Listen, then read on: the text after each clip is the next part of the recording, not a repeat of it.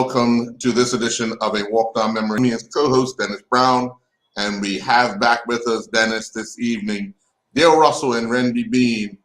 We had these gentlemen on last week with a host of their family members, but a lot of information about these two was kind of missed out. So having the opportunity to have them on by themselves and really dabble into some of their accomplishments, especially Dale's accomplishments, I think was a good idea put forward by yourself, and I'm glad that we were able to get them back.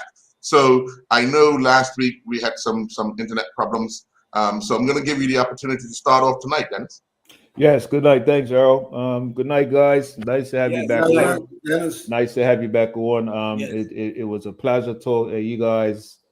The family thing last week just blew me away. It's so much history and passion and football. Like, I couldn't imagine growing up in a family like that. I mean, mercy, I'm football crazy as it is. Right. But to have all that knowledge around me growing up, man, that would have been, I would have been in heaven.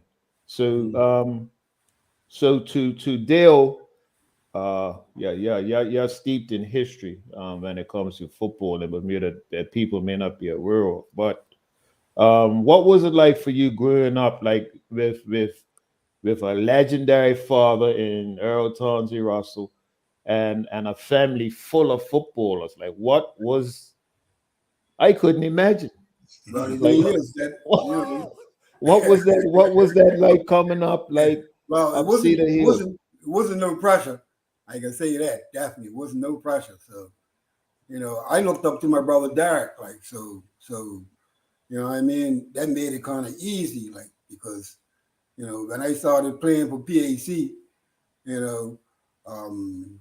they wanted me to, from the junior bowl, and I was like 14, 15, and they wanted me to play them. And, me and Air Boris, Johnny Newsom, James Painter, they wanted me guys to come up there. And then all of a sudden, he said, hey, you can't come now, but when you get 16, we welcome you guys into the team. Yeah, so once I got into the senior team, then I was protected by my brother. He played left back, I played left wing, and anybody kicked me, he kicked them. So I felt, no pressure at all, as far as being around, my father or my brother. And my father didn't really, he was pretty busy. So he didn't really put pressure on me at all, you know what I mean? Right. And my brother didn't put no pressure. So it was a wonderful, wonderful experience coming up around all that type of football. Let me quickly add something that I'm going to your question, Dennis, because I think it's rather important. Dale, how much were you compared to your father growing up? Because anytime you have somebody like your father playing before you, a lot of people try to compare. Yeah. So what was that like? His generation, they weren't comparing me to him, but the younger generation, my generation, and all they were comparing me to my father. But after I won the Triple Crown and he took me down PAC, and I was on there for 2 hours trying to get the ball from him. For me, it was no comparison. Yeah, it was no comparison, man, because, he had to be a great dribbler, man. I mean, a great dribbler. And I were no dribbler. I was a shotsman and a setup artist, that way there. So yeah. Yeah. So. And Randy, what was it? Okay, you came into that Russell family. Like, what was that like for you to come into that family? How were you greeted? Like, you know what I mean, with your family? Yeah, first of all, I was playing for Rangers, and my father-in-law was coaching. We're my father-in-law then. But when he came with a package. I can tell you what that is. That was his daughter. So, but on a serious note, he taunted me. And I was playing for Rangers in my younger years before I even left here to go play for Village. Tonzi was coaching, and the knowledge that this man had, man, it's unbelievable. just as well as he played, it's just as well as he could. He knew the game inside out. I mean, he could tell you, he can pick out players. He actually had the team playing like he wanted them, wanted them to Yes. play. And the thing is, growing up in that era, and then I became part of the Russell family. Oh man, I was in football heaven. You know what I'm saying? And you run a lot of knowledge, you run a lot of, and plus you enhance your game due to the fact of Tonzi. As me especially, anyhow, because being a coach, him being coached by him, and learning the game, he taught me the game. He said the ability that you have is sort of, you have a natural sort of ability. But the thing is, if you want to enhance this ability, work on your weak spot or your weak points. And he always iterated that there, always iterated that you must work on the weak spot, your weak your weak thing, whatever's weak in your game, work on that there. And I used to do that. You will find me doing that there. And but growing up with the knowledge like that there, it just carried me to a different level. Now I'm gonna show you something. Before I got to that point, I went like Cunningham's, which was prospect for boy. Mm-hmm. The team up there, never can make that team. Too many ballers up there. Oh, types of ballers, Clyde Bassett, you name them. Hey, Right.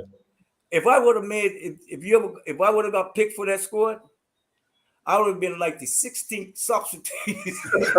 Oh, wow.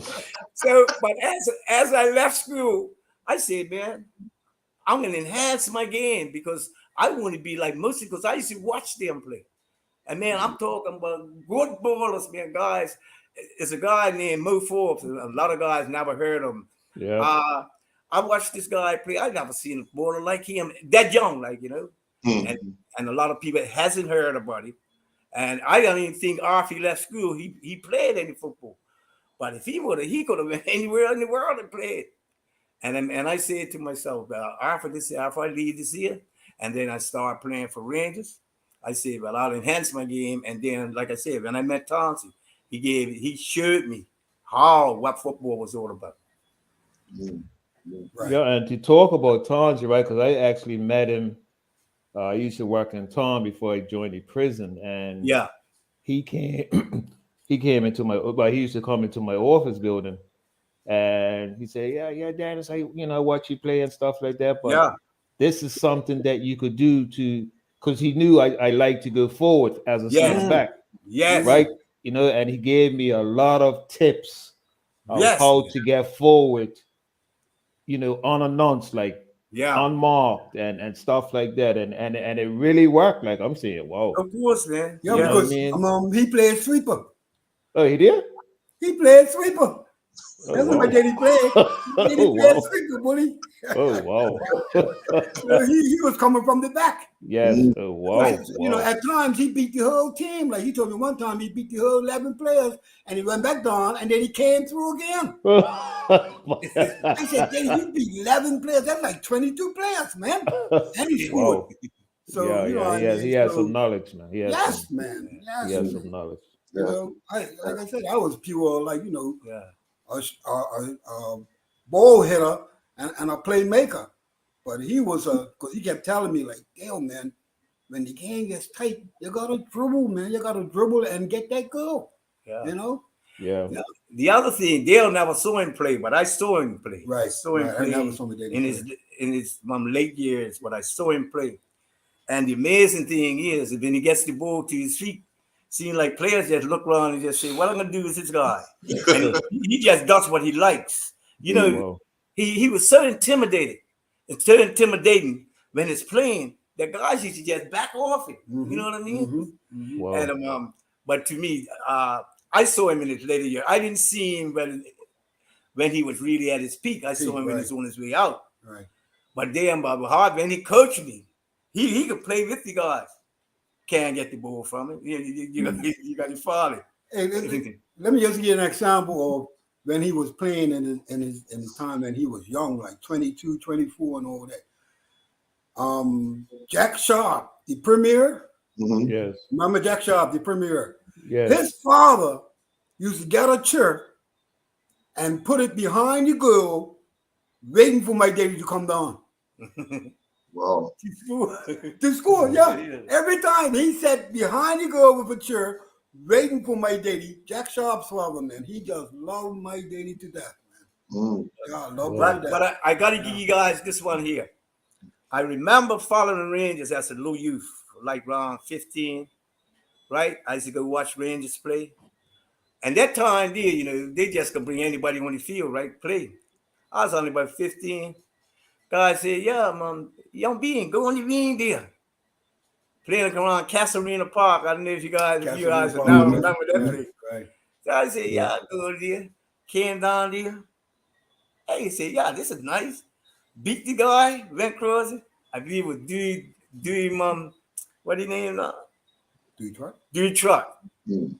The old man. The daddy, okay. Yeah, went down there. I said, young little boy, went down, must have beat him. But he said, yeah. Next time I came down, I went 10 feet in the air. I said, yeah. Yeah.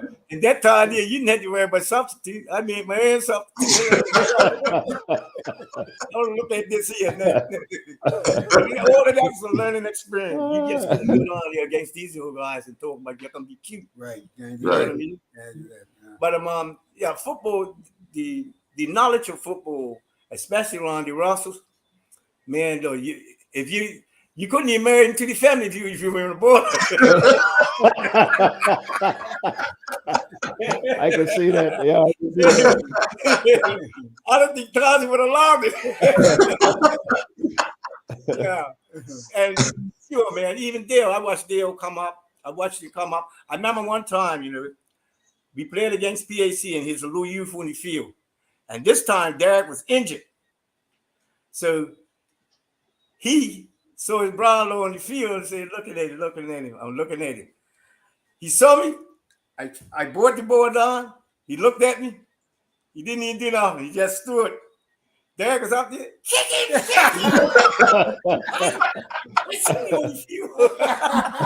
That's family I can't kick that way. Really? I'm sorry. I remember that. Oh, man, that was fun. After that game, we had nothing but the talk. Kick him, buddy, what? He was generous to me. I really touched my brother. He had a good head, right? Yeah, man. It was really fun, man. Like, you know, and I grew up in the family. Must I say I grew up in the family. I was in the family like in my 20s, in my early 20s, because I was talking to his sister one day, and I spent mostly all my time with her, and my time was with the family. And yeah, when it came to football, we watched the youth as they were born. You can look at them. The same thing of playing football. It was in them. It was like it was bred. They had to play. Blair started late. Yeah, I got kind of worried. I said, take him out of the field, man. I kick the ball on the top, hop on his bike, ride away. I'll be scratching my hair. I said, I got to send him back, get the other one. but when he started playing, I was so excited. And then his mom, when you know, bless her soul now, she's dead. But his mom and Jackie, his auntie, they used to go watch him and Tokia play every junior game. They never missed. I couldn't go by. They would scream to the referee. I said, no, I don't get embarrassed around here. You see what you did? I said, okay. But when the family came up, like that day, when we watched all the youth come through, and they all played football. They have to. It seemed like it was a destiny. Playing in this family was a destiny to play. Like you see Antoine, you see all of them now, you see Marco, you see all of them. And they were trained by, like, what was passed on to Tonzi, to us, was passed on to this generation. And they were taught how to play football. You know? Remember, we didn't just take them out there and kick around with them. We taught them the game of football. And this is what I was saying about a lot of even coaches today. I could look at a footballer, I could look at a footballer now and tell you what his problem is. I can see guys that have no vision of the game. I see guys first touch. I see all of that there just one vision of them touching the ball. 5 minutes of play, I can tell you what type of ball it is. That's how long I've been around football. But we love the game. We used to just, I still play now and then. You know what I mean? So 73, I'm everything years ago. Just put it to my feet. If I beat one guy, lift them back, I feel good. No, but seriously, it's like it is instilled in most of, and the generations coming behind us now. Blaine was just telling me, one of them sent a letter, said, what was it, Blaine? Talk about, I see you in the field. Oh, y'all, one of the cousins said, that this is the new toddler. Santa, what's that? I'll see you on the field. Play against each other. Whoa. To prove a point. And if you ask any one of these little Russells from the little youth down there, are you a baller? You never get nothing negative. Oh, yeah. Yes. They talk proudly. Yes, I'm a baller. Yep. Yeah. That's good, man. That's good. We're going to take a quick commercial break. When we come back, we'll have more with Dale Russell and Randy. You talk, man.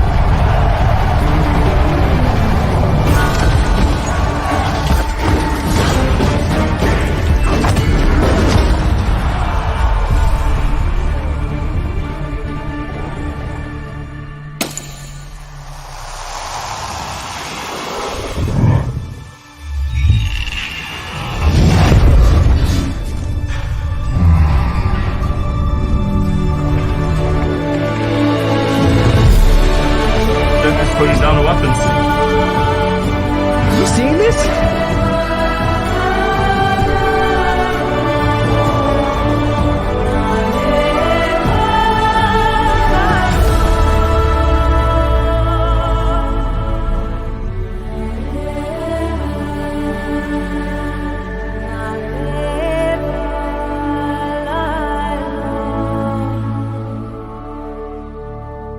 We're featuring a range of remarkably effective household cleaning solutions made with ecologically sound ingredients and pleasing fragrances from Ecos, a company with over 50 years' experience producing plant-powered cleaning products. The founder was a veteran chemist in the cleaning products industry and started up Ecos as a response to the harsh chemicals he had routinely encountered. Try Ecos non-abrasive cream cleanser, vinegar window cleaner, and in spray bottles, Orange Plus and Parsley Plus cleaners, shower and floor cleaners, furniture polish, and stain and odor remover. Lindo's, why go anyplace else?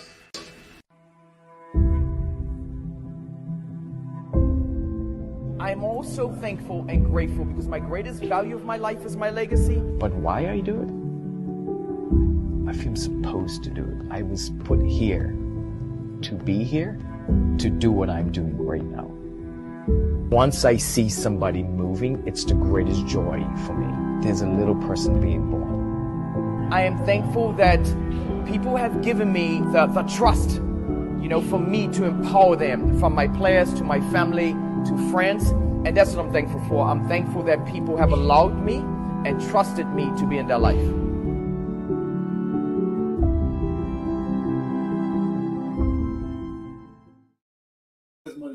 Welcome back. All right. Yes? Yes. So both of you, brother-in-laws, were fortunate to become Triple Crown winners. Dale with PHC, Randy with North Village. Before we talk about your foreign exploits, tell us about that. What was it like to win? Because I looked at that PHC team that you had. That was a quality team. Yeah, what a team.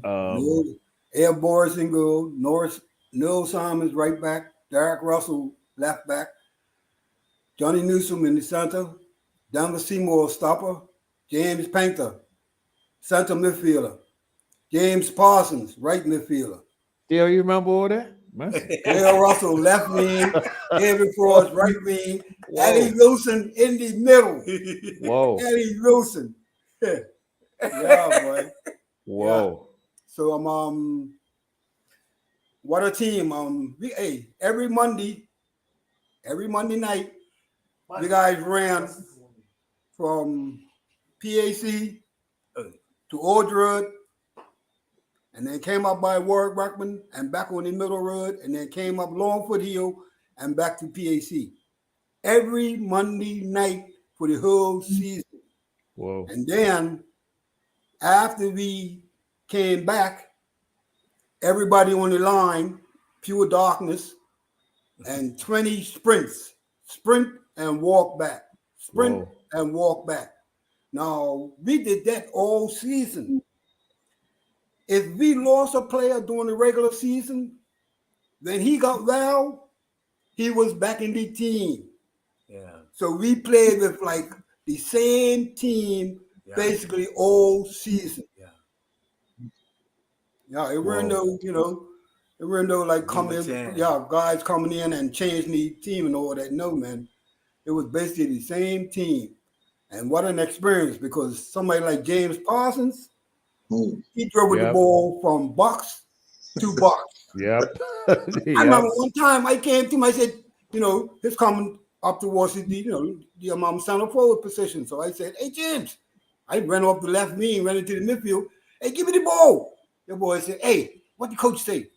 When the dribble is dribbling, run off the ball. Get cracking, Russell. Get cracking.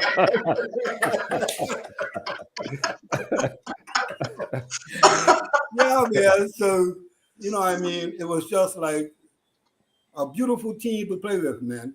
Another time was James Painter. Yes, James. We were playing against, I didn't know the team we were playing against, but anyway, after about 60 minutes, it was nothing. So the coach had a plan. The coach said, yeah, look, you take Dale and you overlap. You make him run up that field every time. And, you know, I was disciplined, so I ran with the player. So after 60 minutes, James stops me in the midfield. Damn, what you doing? I said, I'm staying with my man. He said, but we ain't got no attack. We ain't got no attack. Nobody to service, nobody to make no plays, man. So I said, okay, well. He said, look, I'll take your man. I said, James, you already got a man. He said, I'll take my man and your man, and you don't come back no more. You'll stay up. And after that, we won 3-1. I scored 2 goals. So you know what I mean? Just that type of situation, like that was without the coach telling us what to do. Yeah. You know, we were players on the field, and you know, we had that example to, you know, tell each other what to do at times when we saw it right. Yeah. So after that, I said, okay, James, you got me. So it was just a lovely team. And we had Noel Simons right back. No, and Ellie Wilson, they were in ballers. Yeah. They were in ballers, man. Noel Simons was the fastest human being in Bermuda. That's why we had him right back, so he could get beaten, and then he could pick him down. Whoa. Yeah, and then you had my brother on the left back. Jack was dribbling from left back, coming through, man. Coming through, man. He would come through, and I'll be waiting that midfield for him when he comes through, because I know he's coming through. And he has to beat at least 3-4 players before he gets to me. So you know what I mean. So yeah, man, that was. But you know, go ahead, Randy. But you know, him talking about Derek, right? I watched Derek play, and the way Tom's is shaped, Derek has the same build, and when he's running, well, he looks the replica of his father, right? And when he's coming through, and when he's dribbling the ball, he can really handle the ball. Yeah. And I you know, that's another good thing about ball handlers, you know. Right. So I thought I'd just bring that to you. And then we had like Johnny Newsom, the best, Johnny sweeper. Ed Boris, the goalkeeper, right? Our defense was so good that we had games where your boy wasn't getting no shots. Yeah, he's got no shots. So my brother Derek and Noel Simons would turn around and shoot. I mean, shoot. And Ed Boris be up in the corner saving the ball. You ain't getting in. You ain't getting in. Yeah, man. Yeah, my right back and left back used to turn around and shoot at my keeper. and that boy would make saves because he's so bored because he ain't getting no action. Keep him on his toes. Yeah, man. And then Ellie Wilson would take off from up front, right? Like and like a Yamaha. And his defender would take off with him. Sometimes he had the whole 4 defenders running with him when he took off. Because he just ran and ran. Never stopped. And I set him up so many times, and he missed more than he scored. But he still ended up the leading goal scorer in the league. Boy. man. Yeah, Eddie Wilson, boy. Couldn't believe that, boy. Yeah, And then, you know, like beautiful midfield, man. that's That was Seymour. that Oh, was the Jesus, key. that was a rock. Right, yeah. That was That's a my rock before brother. he got to Johnny Newsom. You know what I mean? That's my brother-in-law. Yeah, man. What a beautiful team, boy. Beautiful team. And we had, and when we were like younger players coming up from the junior team into the senior team, that was Ed Boris, Johnny Newsom, myself, James Painter, and Roger Butterfield. And once we came up into with the senior players, there was no argument. You know, everything was just, I couldn't believe how beautiful the senior players were to the junior players. Exactly. They were really beautiful, man. So we became Triple Crown champions. And only because Clyde Bass and Randy Horton left Bermuda. That was the only reason. That was the only reason. I said, ask you about Somerset. What happened? Dennis said you're putting a spoke in his Yeah, So Randy, he so had how just was- won the under 18 tournament in Bermuda, Yeah. and he took Clyde away. And Oh, yes, after yes, that, we won the yes, Triple yes. Crown. And Randy Horton went to America, played against Pelé. Yes, And Sam Newsom was playing with Pelé. He was in goal with Pelé's team. right. But yeah. So that's the only reason we won the championship. I can tell you that. They would have had Randy- Gordon and Bass. I don't think we would have won the championship. I'm gonna tell you that from my heart. So Randy, with you winning the triple, what was that like at Village? Because you guys had a good team too. Oh yeah. I think what happened then, what we used to do, we used to have meetings like every game we played. So somebody said about why don't we just step up our training? And then when we step up our training, why don't we train rain, blow, or shine? I remember leaving Warwick, man, in almost a hurricane, must I say, to go training. Down the desert, playing 1-2s, having fun. It's just flooded. And the place is flooded. So it ain't no way that you can go Somerset and beat Somerset. I believe you beat them 2-1. It ain't no way you can go up there and beat them. About that type of training. You know, Yeah. without that type of training. But the thing that was on our side was it rained hard, and we was playing in it. So by us training in the rain, Right. I Yeah. think it gave us that Edge. little edge, The edge, yeah. and that helped us to get to the Triple Crown. The other thing is I like to say is when we played against Hotels, I remember this plainly because it was these quarterfinals of the friendship over the rack. But when we played over there, what happened was, man, they came up with a plan. They had about two guys, Mark and Gumbo. They had David Nicely. Nice, Yeah, David he was Nicely, marking me. He was kicking me the whole time. I said, gee, I was off my game, and they had a plan. Right. Yeah. So anyhow, it was a free kick.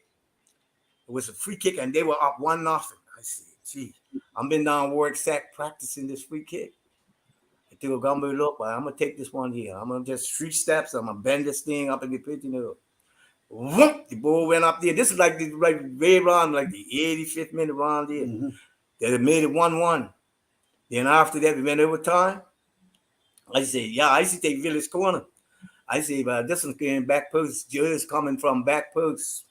Whoop. Then they made it 2-1. Then I hit one near post. I think Woody put it in and made it 3-1. And we beat them there. We knocked them out. And we went. That's how we got there. But we planned. I think the training we did really helped us to get to that point. Yeah. That's why right now I would like to even congratulate Dandytown because what I saw for them, they are deserving winners. Because what I saw, because I follow Marco, right? And I follow PHE. But what I saw in Dandytown that I didn't see in PAC was structure. And it was the same type of structure that I used to do when we guys won that Triple Crown. And I can take my hat off to them and I can congratulate them for that. But that's the key to winning. Winning is what you put in. You know, if you put the time in and you want to get this here, it can happen. But the thing is, when we played PAC in the cup final up National Stadium, oh man, they flew back. Jan Panther flew him in. But we went up 1-0. Man, James hit this bomb, man. Whoop! Made it 1-0. The game was tight. Went overtime. And we bought this little 16-year-old Bean on.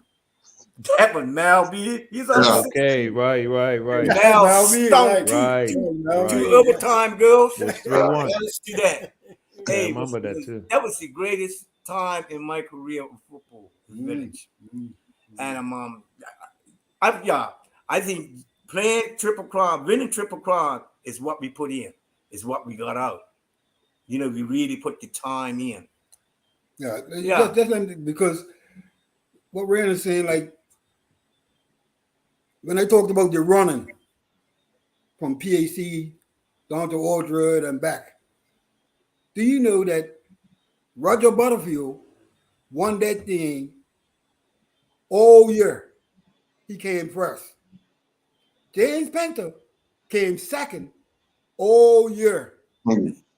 I came third all year.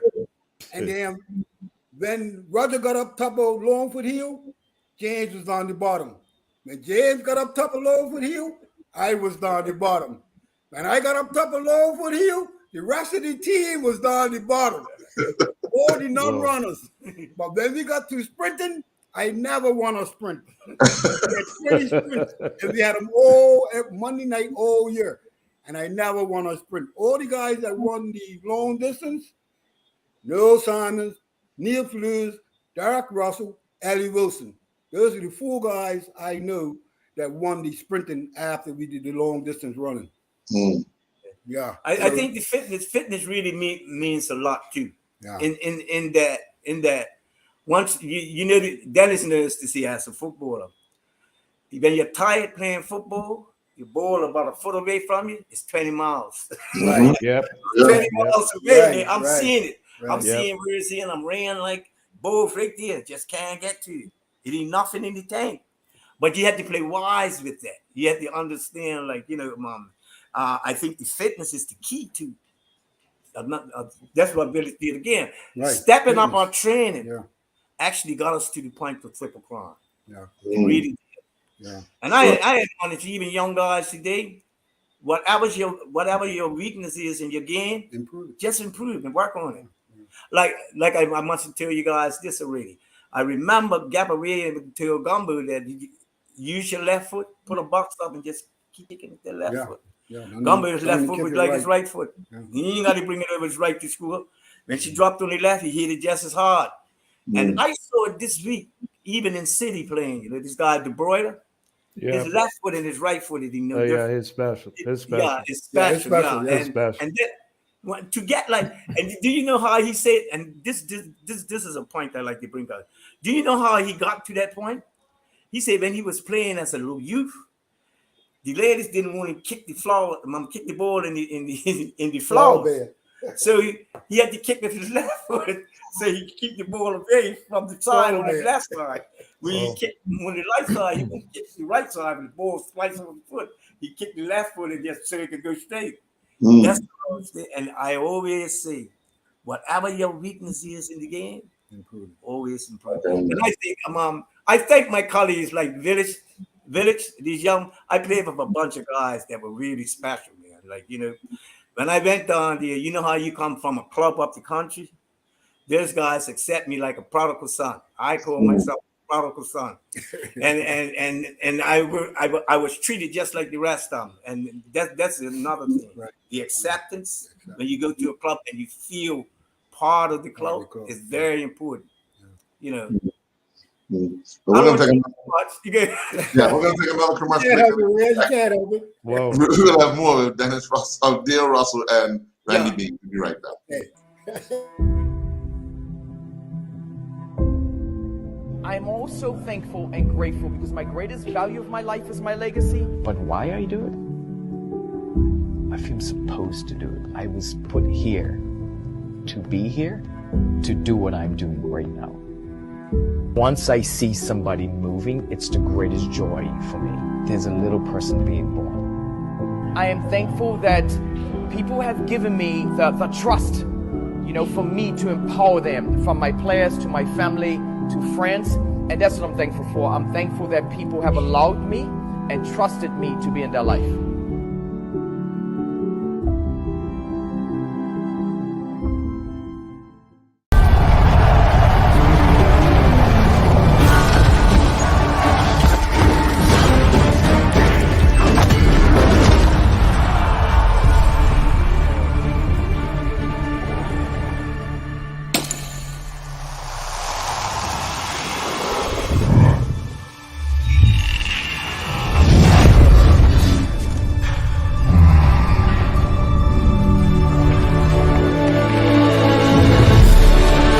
Dennis putting down the weapons. You seeing this?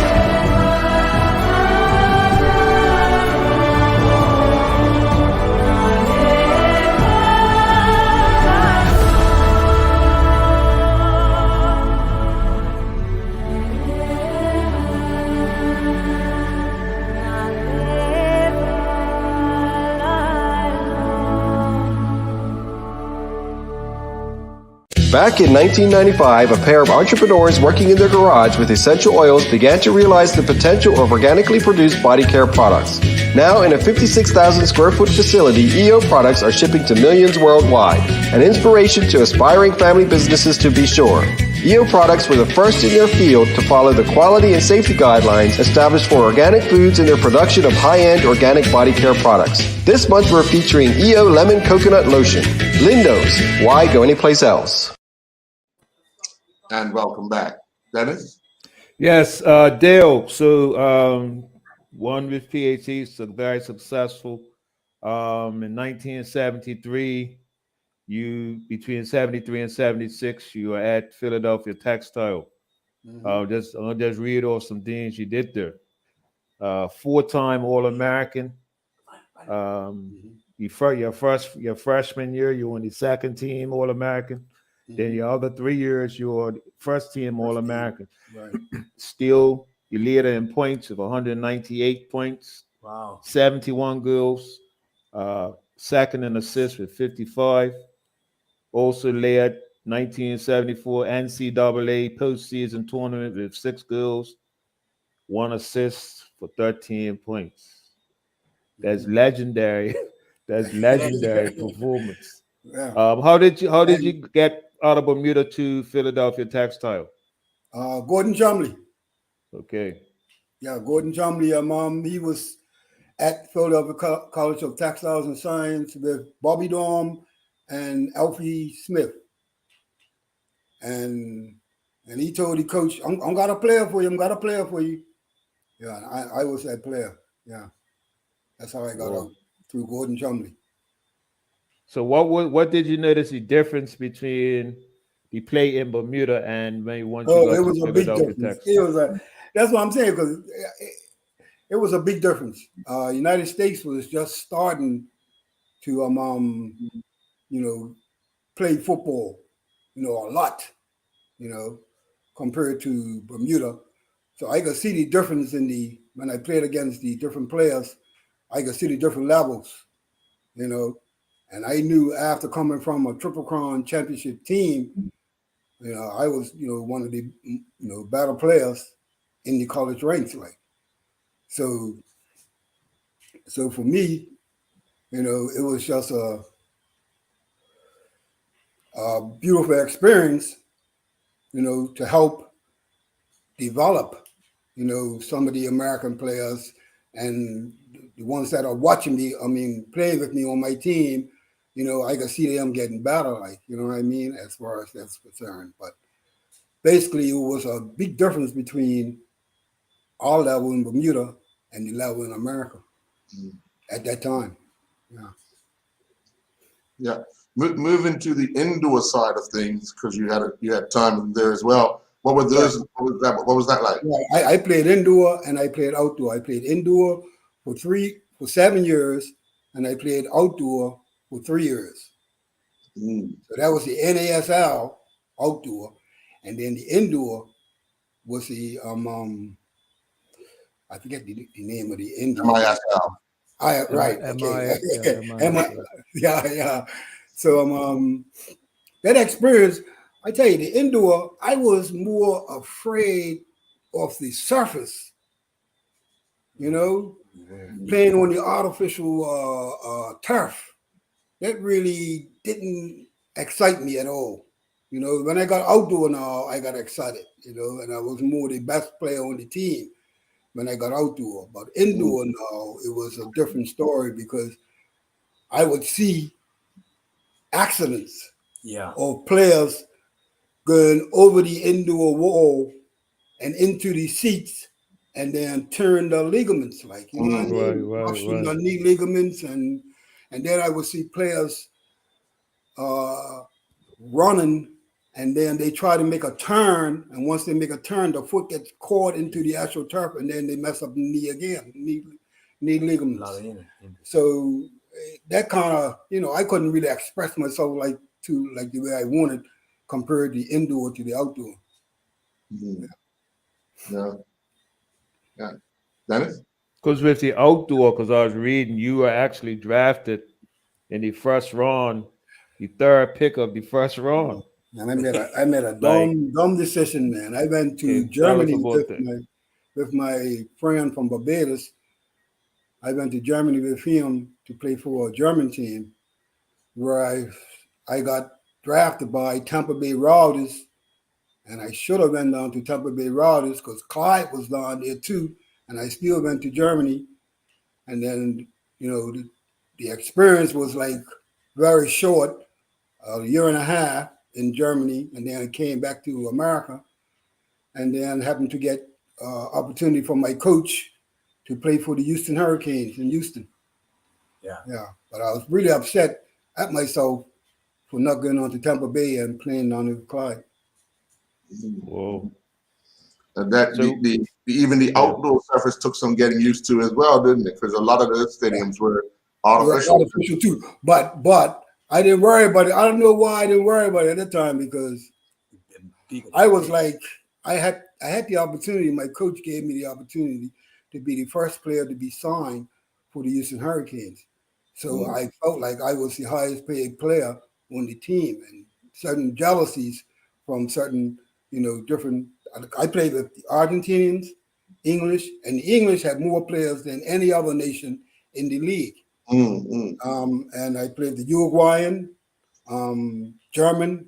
You know, they had all the different nationalities in all the different teams. Like, and when I played against the Cosmos, I played against Franz Beckenbauer and Carlos Alberto from Brazil, the Brazil sweeper, and then the German sweeper. You know, and that was on the field, and I'm playing against them. When I went to San Jose, I played against George Best. You know, the guys are on the late career, like they're in the late careers, like, you know what I mean? But George Best, Jesus, you could still see the ability to beat a player. Oh man, yeah, man, he still had the ability, and he was wassy. He was wassy on the field. Because that was his life. His life story has been like the part of his life story. So he was pretty wassy on the field, man, and he was still beating 5 guys clear. No problem. I said, boy, man. Yeah. So those are some of the players that I played against, you know, and you know, I couldn't remember like some of the other players, but you know, that was Randy, last week you were telling us there were times where you guys went up to watch Dale play. Yes. So just being in that environment and you know, knowing the level of players, he just named off some of the players that I'm pretty sure not only did you want to watch Dale play, you also wanted to watch them play. Of course. Not only that, you know, when I felt so proud when I was sitting in the audience there, and when I see him walking out, I said, "There, look at your little brother there, but gee, man, look at him, He's up there with all of these guys, professionals." And I would now forget the game. Boy, he hit the thing. It was a thunderbolt. It was like 30 yards. Yeah. Then he struck the bar. Ping, ping. But the crowd made so much noise. And it was just a pleasure being there. Yeah, you know, I saw that there. And that was Houston Hurricanes. That was Houston Hurricanes. They have the indoor it was 55,000. Yeah. Yeah, we usually have an average of 30,000, like, you know. But when I'm looking at this guy as a professional, he's driving around in a BMW. He's got this apartment. He's a rich man. I said, hey, Frank, look at this. I said, well, they got the tennis courts. I'm playing on the tennis courts. I said, this is living, but you know, it was a very good experience because I will never forget it because we left.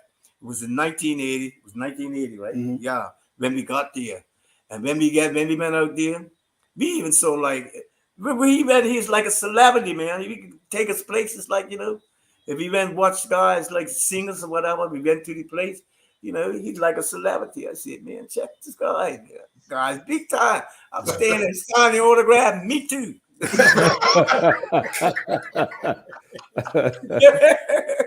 But it was really exciting. I mean, just to see him, it's such a it's such an experience to just watch and see your brother-in-law and knowing that this guy's already playing with guys like, man, professional guys From all over the world. all over the world. Guys played World Cup, man, like 1970. Like, you know, Carlos Alberto, man, you know, Franz Beckenbauer. He played against these players that we used to watch on TV and idolize. He's playing against them. So it was an achievement. Oh, one experience, man. After the Cosmos game, they have the celebration. Yes. Top of the top house, right? Man, I couldn't believe it, but my idol and the best player I love is Pelé. Wow, Pelé was in the room. I think I had concrete in my feet. I couldn't move. I couldn't move to go over there and speak to the great Pelé, which is my idol. That's amazing. I was so hurt, man. I'm telling you. I couldn't even go about concrete just looking at the guy. You know what I mean? Just looking at Pelé. Sure. Yeah, So, Dale, let me ask you, whenever you met up with Bermudians, especially playing against them, what was those times like? Did you ever face those other guys that came out? I know they were later on. Gary Darrell in there? No. They were later, right? When I came into the NASL, Pelé had just retired. And I felt like, those guys were retired too, like Horton and Gary Darrell and all that. Yeah. When I came in, I was the only Bermudian, you know, at that time. Yeah. Right. Yeah. Newsom and all those guys. Newsom finished the same year. Newsom and those guys, I think they came back home. Pinks came over.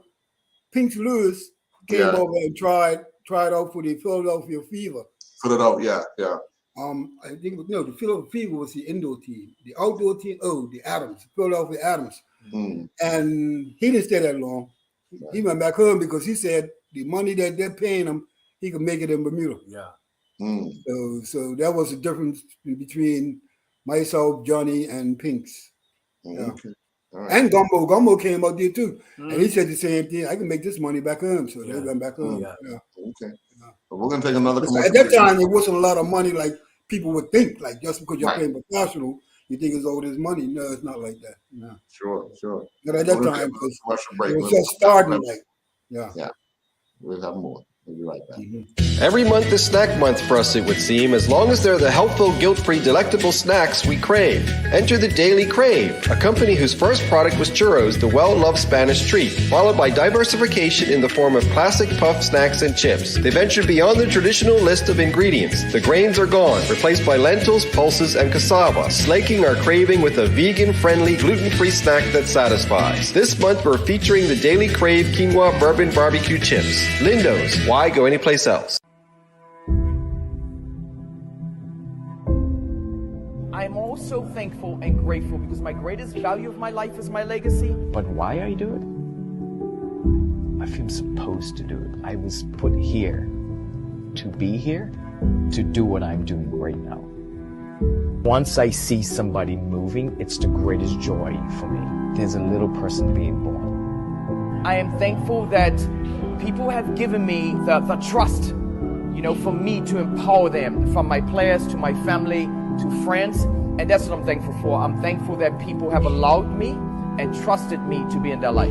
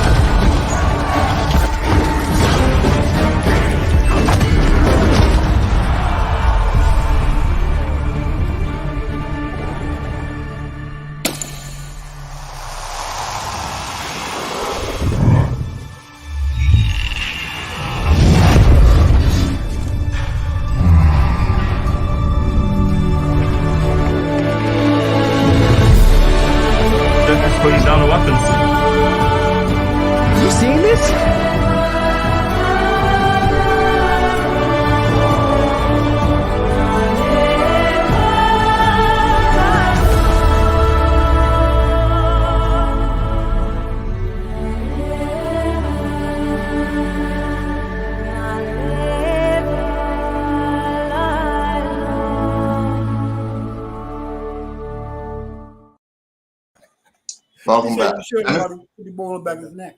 Yeah. Oh, before you guys go any further, remember when Dale said he used to run down the end and he just come second? Well, his son right now looked like he's already been for a job. Man's excited, man. That's his fat, man. That's his fat in the belly. That's Man's excited, man. Yeah, Dennis. Okay, so you guys talked about fitness, right? So how did you guys approach like your off seasons? Because when I on my off seasons, I was always encouraged to. I played a lot of tennis when I wasn't playing football. Yeah, right. Like for my quickness, my sharpness, and stuff like that. yeah. How did you guys tackle like your off season? Because like Randy said earlier, and Dale said, like I don't care how much skill you got, how much talent you got. Fitness, yes. If you're not fit, you're not gonna last. Right. So how did you guys approach like your off seasons and then going into your preseasons? Okay, I'll take the Yeah, first. man. Yeah, man. Like you said, you played tennis. Well, what I used to do, I used to go jogging. I used to do a little jogging. I ran a couple of marathons, tried that. But you know, one time, Sam Mabry came to me. Yeah. Said, look, I'm gonna teach you the game of tennis. I said, well, I don't play that game, man. I don't know how to do that. Then he showed me how to play it. Couple of sessions, just 2 sessions. He said, Rand, I signed you up in a tournament. I said, what? 2 sessions, this guy got me playing a tournament. So I got hooked on tennis, and that is no joke. Tennis is a good game to play if you're a soccer player. Yeah. Because you're doing shots, Yeah. not even noticing it. They'll play a lot of tennis and play tennis with us, and that fitness there helped us a lot in the game. Of Yeah. football. Yeah. And Dennis is right. You and getting back to the off season, it's a lot of things I used to do. I would try anything like running. I tried a marathon. I would run 24 for me. First time That I ran, backyard kick was in run that time. and then the man. backyard, all over the island. Everywhere you Yes. went, Yes. Anywhere you Yes. went. everywhere you went, Yes. from Yes. Somerset to Georgia, That's right. everybody played. So somebody football. kicking would get off the bike and go kick. Yep. Yeah. Oh yeah. But me now, I used to run out the beach. I used to run from Long Bay to Horseshoe and back on the off season and in the regular season. And then I used to go over Warwicksack, where I used to watch Randy Bean go up and down with no drops. No drops. He'd do with his feet first, all the way down. You know how long Warwicksack is. He would jog with his feet first, all the way down, all the way back, no drop. Then he'll do his knees all the way down, all the way back, no drop. Then he'll do his head all the way down, no drops. And then he would kick it up in the air and control it with no drops all the way down the field and back. So I watched all that. So I used to do that in the off season. I used to go to Warwicksack, get the ball and juggle all up and down and dribble all up and down and kick the ball up high. All the drills that Randy did, I did them. That was my off season. But the only thing I did different, I used to run out the beach. I never stopped running all year. Horseshoe That's the Bay, key. Stay Horseshoe to Long Bay and back. Yeah. It's another thing. I remember when I left Village and I went back to play for Rangers. And when I went back, I had guys like Dilly Dick, John Tucker, Danny Seymour. And when we guys went there, the first half, we were 5 points adrift of the league. And I remember this guy, Terry Marshall, coming up there as a trainer. Took us on the beach every training session. Don Horseshoe Bay, up Kilimanjaro. I said, this guy, man, I don't train like this.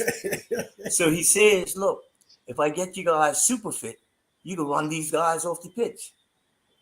And he was absolutely right. Because after that, we were 5 points adrift. We beat the league by 2 points because we didn't lose no more games. We were fit. We were fit. We were running teams off the pitch. But the following year, I went back Village then. And just to let it be said, my brother and my daddy didn't do no running. No. No running. Whoa. My daddy didn't do no running. So when he used to get on the field and dribble big 4 guys, 5 guys, he would take a break and catch his breath and then go again. Whoa. That's what he did. Chauncey never Right. even he didn't have to. No, he didn't train. My daddy wasn't a trainer, but at all, Yeah. boy. But there's the things you did when you enhance your football. Right. That's why I was telling. I even talk to young guys today. If you really want to excel in this game of football, wherever your weak points are, work on them. Work on. Just work on them. And spend time with the ball. The more time Yes. you spend with the That's ball, what they're playing there. because it's this is my philosophy was this year. If I spend time with the ball, Master the juggle, do whatever, I can put the ball wherever I want it. I used to look at guys' face, bring the ball down. I just practice that. Right. So I can look in the face and drop the shoulder that way and go that way. Right. But these are the things that you enhance if you want to excel in the game. Because you have more time on the ball Yeah. than you control it. Your And first there's touch is- nobody is around. Yep. you. Yeah, you have more time on the ball. Yep. Randy, I'm gonna ask you a quick question. What is it like now watching these two play? Oh, you're going way back too. Wow. Marco and Blair. That's Oh Marco my and Keisha.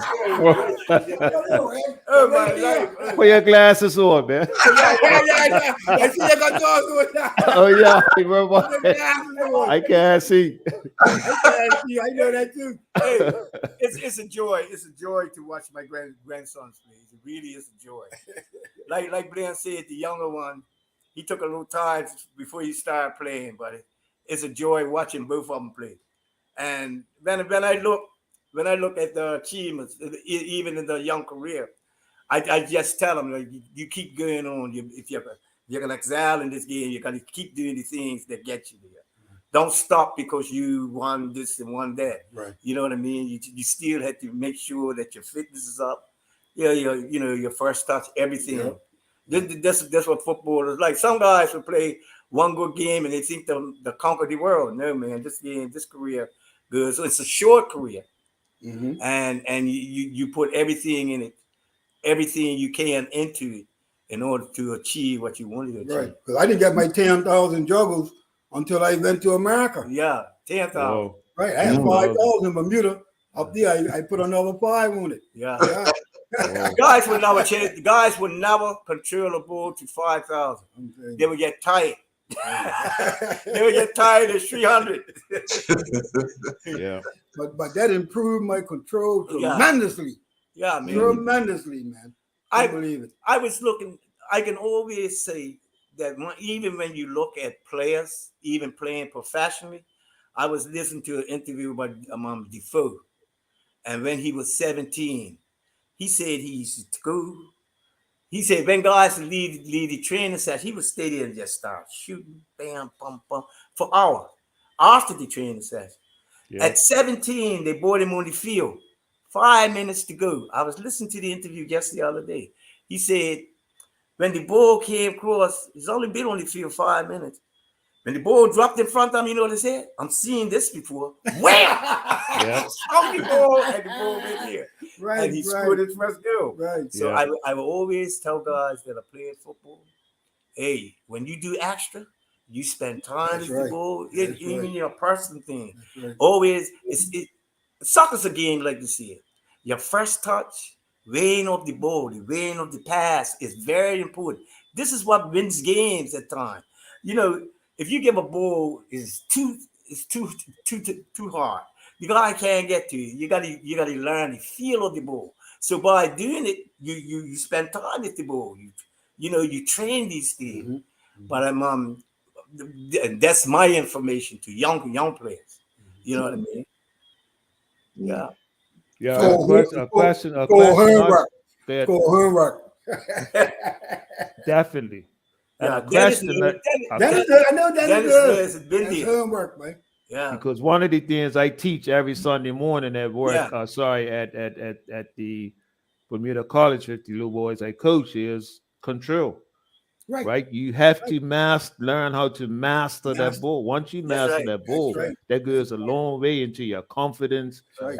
and the way you Fullback, play. midfielder. I don't care Yep. who you are. Anybody, goalkeeper, That's everybody has to have a good touch. Good touch. But hey, you want to hear a joke, like? Marcus got a girlfriend playing football, and her other little girlfriend, she said, Uncle Randy, you can teach me how to play football? I took him over work sack, so I just showed the ball to him. I said, what I want you to do is bring the ball down and just turn like that there, so you can see, see your whereabouts. Boy, when I shoot the ball, they hit me like this here, look. Guys, you see it now? Oh wow. He just cut the hair of your picture. Oh wow. I said I'll have to put a pen here and a pen there, so they can look at the pen and look there, and then they touch the ball. I was trying to show the real bug, but I had to laugh. It was funny. The hitman, they ain't seen nothing. But So I had a question for you guys, right? Because you guys had a legend as a father, and Randy's Yeah. father-in-law, Tonzi. You got Dale, you had Derek, you had Randy, you had. I just started writing names down today. You had your son Bland. Bland was a brilliant little footballer. Keyshawn, yeah, Marco, Dennis, Tokia, Antoine, wow, Enrique, Maceo, Tokia. Marlon, Kofi. yeah, I said Tokia. yeah, I said Right. yeah, Toe Deal's in there. Somebody Russell. who have been He was Sean trying to Russell. get. Who else? Sean. Yeah. Patrick. Whoa. Yeah. Patrick. You also got Lil Rio coming through. Real coming through, that's right. Like it's just Bill. endless. Yeah. Endless footballers Focus boy. coming through. yeah.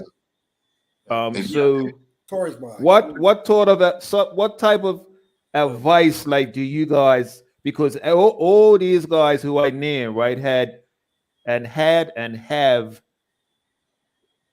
immense confidence like on the ball and in possession, and because like I always say, Antoine's always saying, but I wish I played against you, boy. Yeah, I say, Antoine, yeah, you think so. You think so. But You the crazy. He don't know no better. He don't know no better. he ain't got 30 fellas like that today. You the crazy.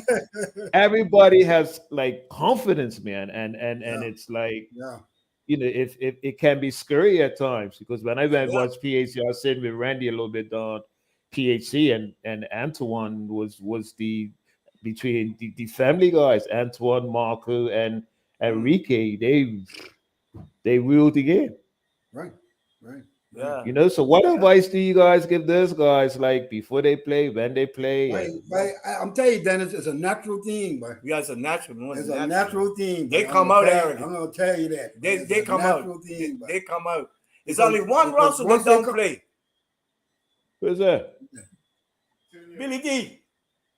I'll tell you. Yeah. He He's the only one, yeah. he Toe Deal's boy. that's the That's only one. he works as the EMT. He works in the ambulance. He can Yes, play, but- but he doesn't play. Right. He Okay. drives You're not messing up his good looks. down. He was a left winger too. Oh wow. Oh, He quit about- early. Dale said Toe was over there. He said, don't forget to mention when we was in Haiti with the national team. And I was trying to teach him how he want to put the ball on his neck. Right. And he broke a couple of ribs. So I'm saying, like, even if you look at the family, like, as that's the can deal, but I was the first one in the family when it came to the husbands, the first boyfriend. That was Okay. the oldest. Right.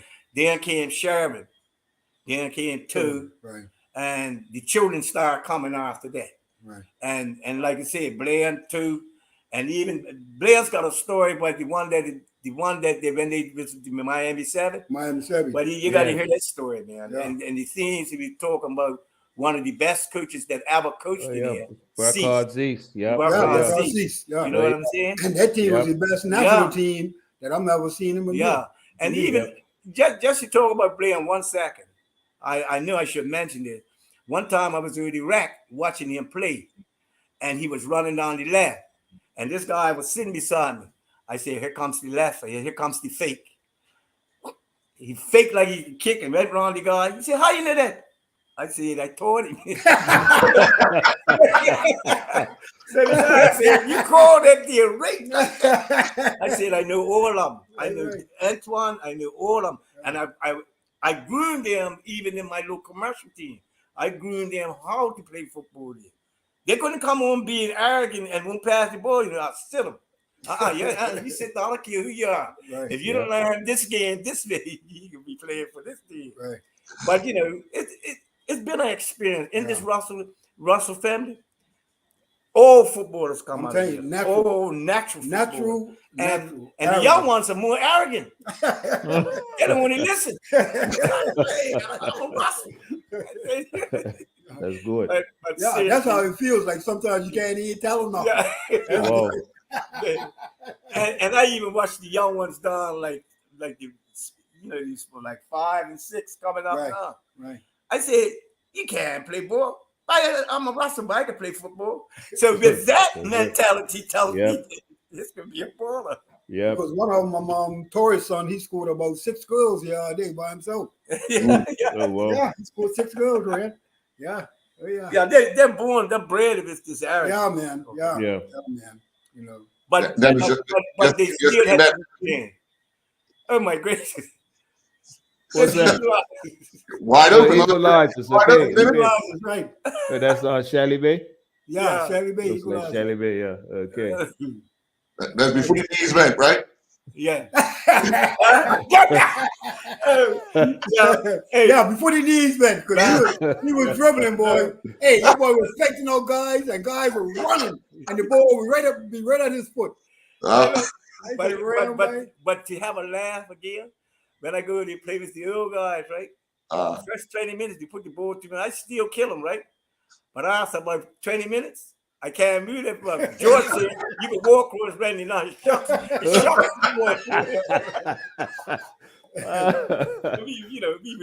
we really have. Yeah. That's a good crew over there. But yeah, Dennis, Earl, it's been a pleasure, like coming through the Russell Clan and watching them play. Like even I didn't really know. I knew Dale. Like I said, I went to Texas. I watched him play, but I never saw all of these statistics that you guys actually brought up. And I'm glad you did it in a sense for Bermuda to really look at something that would have actually been hidden. And I really can appreciate by just bringing out these stats that now a lot of people will appreciate what his achievement. Mm-hmm. Because it's even another one, Earl, right? Dale played for USA. Oh, I didn't know that until I read it today. Dale had one place for the United States of America. That was because of my coach. My coach from Philadelphia College of Textiles and Science. He became the national team coach. So he took me on a tour with 7 different countries. Who was it? Switzerland, Portugal, Denmark, and England, wow, Germany. We played against Borussia Dortmund, and they played the Zerno ball, Zern marking, and we were playing man to man. So I got the ball on top of the box. I was getting ready to shoot, and my left winger came and knocked me down because he was thinking about a changing of the ball, and I was thinking about shooting. So he knocked me down. He went down with me. The stopper that was marking me, he took the ball, and as I'm on the ground I'm watching all my players go to the line because all the German players just ran to the line, and all my players followed him. So that guy just took the ball. Nobody contested him. He took it right down into the top of the box and scored. Wow. Yeah, man. Zonal marking. Yeah, they took us all wide. So that's the thing about it. You just can't play man to man. You gotta play zonal too, Sure. Yeah. Well, Randy, I got a question for you. What about the team you coached and little boy that ran up a tree? My daughter told me she had this afternoon program. She said, Dad, I want you to coach these little kids after school. I said, yeah, that shouldn't be hard. Right. But when I went down there, I put a group of guys here, lined them up. When I looked, they were skylarking over here. So when I went to put this line and they were skylarking back over here, I said, what kind of children is this? They don't listen. Then one little boy went up the tree. I said, hey, come down. I don't feel like it listen to me. I tell my daughter, don't call me. I'll call you. Oh, wow. But yeah, I never went back anyhow. Right. Got another question, Dennis? Yeah, what type of advice would you guys give to, because I know Randy watches football because I see him. What advice would you guys give? And even before I get to that, I know you guys coach a bit, and I know I worked with a guy who Dale used to coach at Paget, and he talks about Dale every time. Killer Darrell. Oh, killer. Right. How gratifying to you was it to then give Paget their first Ever championship, like ever after trophy, right? after That felt being so good, boy. You know, that felt so good, boy. Yeah. Now the thing is, when we won that, I had to bring in the Zun. okay. And the Zun looked like we were little kids all jumping up in the middle. Mm. And that's how I had them up National Stadium against Cougars in the final. We played Zun the whole game. And Cougars didn't know what we were doing. You know what I They mean? never saw that. Because right. You know, so That's what you wanted. and we won it because of that Zun. I know because of that Zun. Yeah. So if the ball goes to the left, Tam man go to the left. If the ball goes to the right, Tam man go to the right. If the ball goes up front, Tam man goes up front. Compact. We got the goal because Tam man ran up front and the ball got shot towards the goal from the Tam man that was in that bunch. So So you got more. So then when he took the shot, the goalkeeper saved it because we had Tam man running. The fifth man got the rebound and put it in. Yeah. 1-0. That was it. Whoa. Yeah. Whoa. Yeah. And then the second goal came because Blacker wanted to come on the field. So I went off and Blacker came on and Terrence Christopher, Sluggo said, don't go off. I said, yeah, I'm going off. He said, okay. So when I went off, Sluggo got the ball halfway line, and beat everybody and slammed the home. Made it 2-0. Yeah, Because he knew I was off the field. He made sure that we were going to win that trophy. Whoa. Yeah, so that's Terrence Christopher. Yeah. Yeah. Sluggo. Yeah. So being that you guys have played and both of you have done something unique that not a lot of people have done other than with your teams winning in Triple Crown, what advice would you have? Because I know Dennis asked us about young people. What advice would you have for coaches nowadays with youngsters, not necessarily senior teams, but for kids just starting out and helping them to develop? I take the first one. You take the second. The greatest advice you can give kids nowadays, the greatest advice is how to coach them. Is to coach them right. Is to show them the right way to play the game. You know, like the simplicity of passing the ball when it's in front of you. The things that are just generally you do. Because what's coming into the game is this year. A lot of young players, they look at football and they look at skillful. They want to be messy, even no matter what age they are. They want to be messy before they learn the game. You got to teach them the game. You got to teach them the simplicity of the game, and not only that, how the weight of the ball, your pass, your first touch, all that should be coached down to that level. And once it gets to that level, like I said, I had Marcus since he was 2. I imagine a 2-year-old. I'm glad when that first grandson came. I said, I'm going to take him out the field. Then I shoot that little ball, and just about walking, he shoot that right foot, and then he just kick that right foot. I'll take that left foot, and I just tip my hand on and kick it. And then at the age of 5, pump.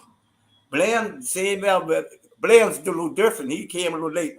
But the key to that there is to teach him the simplicity. of the game of football. You teach them the weight of the ball, the passing, the thing. And do you know, you ever heard this one? Man without vision, they perish. The game, you got to have vision of the game. You, especially like players that are playmakers, or players that are, I wouldn't say especially players, all players should have it. You should have some vision of the game. And then you teach them the options on the game. The more options that you have in the game is like this here. Here you go. You don't just get on the field and you walk. Always look around to see where your whereabouts is. You will never see me on the football pitch just walking, looking at a ball. I'll be looking around, and I've got 4 or 5 passes in the look, and in my surroundings, I know where I am. So you teach them at the grassroots, the first touch, the simplicity of the game. You see what's in front of you, play it, and all of it. If you do this here, you will come to find that they will grow up. Do you know where I saw this though? I saw this in the American under 17. And they just go by what they have been taught. They do these simple things. They just take the ball, pass it, boom, boom, boom, boom. Right. And you teach that first. Right. But what happened? Coaches today doesn't. They don't even analyze. You got to analyze the players that you got. You can have more players. You can have some players that are more outstanding than others. So you don't spend much time on him because he's more skillful. You enhance the rest of them. You teach this one that is less skillful than this one. You bring them up the same way. And if it's a little slow, you spend a little bit more time with him. You know what I mean? So that would be my advice. Right. So that would be the basics of passing, heading, shielding. So, that's what I would do. Is just teach the children the basics of football. And then as they go along, you develop higher levels. But basically, it's like I said, passing, shielding, shooting, heading, controlling. And I would give advice to even any coach that are coaching on, even guys that are so-called having badges. You can get anybody a badge and call him a coach. But a coach has to recognize what he's got in front of him. And if you're training youth and you see them, making mistakes and you allow them to do that will carry over into the game as they get older. Yeah. So you correct that there why at that level. Because I always tell people this here, if I'm looking at something, like I said, I can look at players now. I can tell them, I've been out here so long. I can look at players now and just look and see his problem. I can see his problem there. His first touch is there. So, coaches don't look at all that there. They just allow the kids to play. Right. My advice to them is that if you do coach, you coach players, and you say to them, this is what the area where I see you here, I'm gonna work with you on that there. Like I even see some coaches, that thing, I see a guy dribbling, right? He's got a player right in front of him, and then he dribbles into players and lose the ball. And the guys right there, I would have stopped the game right there. Bam! I say, look, Dennis would do that. Yeah. You have to do that because if you allow them to be bad at it, when they get to that level up there, they're going to always be with it. Yeah. And it costs the game. Yeah. So the coaches have to recognize what they got in front of them. You know what I mean? Sure. Any final question, Dennis? No, man, I'm happy, man. This has been it's been a good 2 weeks. It's been nice talking. Thank you very much. Thank you very much. Talk to these guys every day. Wow. What more we gotta go sit on when we get more of this, man? I'm telling you, I can talk to these guys every day. I know they got a lot of time. Unbelievable, man. Right. Well, again, gentlemen, thank you very, very much for joining us here. Thank you. Taking us on this walk down memory lane. I know everyone that has watched these last 2 weeks have been thoroughly enjoyed. Just listening to these and reminiscing about these stories because some things we've heard and some things we haven't heard. And I know, as we said last week, Dennis, with Dale, a lot of people don't know a lot of the story. That's it. Yeah, for real. Glad we got the opportunity tonight to actually hear more about his accomplishments, about his, his journey, Yeah, for sure. And again, we look forward to any time we can give you a call. You guys can come back and share some more. Yeah, Great. Anytime, anytime, and, anytime. And I just like to thank you guys for even getting the stats, Dennis. Yes. I thank you and Earl for bringing up this. Love you to the end, Dennis. Yeah. Love you Yes, to the man, end. for all right. sure. Stats that For you sure. brought up about it, so Yeah, the man. public can actually see that what it's talking about. The pictures there, they tell 1,000 Right. stories. Yes, They indeed. tell Yes, 1,000 indeed. pictures tell 1,000 stories. Yeah. Yes, Just sir. by seeing them pictures that Yeah. you bringing up, And you said, I mean, yeah, the stats, it's beautiful. Yeah. Enjoyable, guys. All right. Thank you very much. Yes, guys. Folks, we'll be back next week for another edition right. of Walk Down Okay. Memory Lane. Okay. Enjoy your night. have a blessed Sure. night.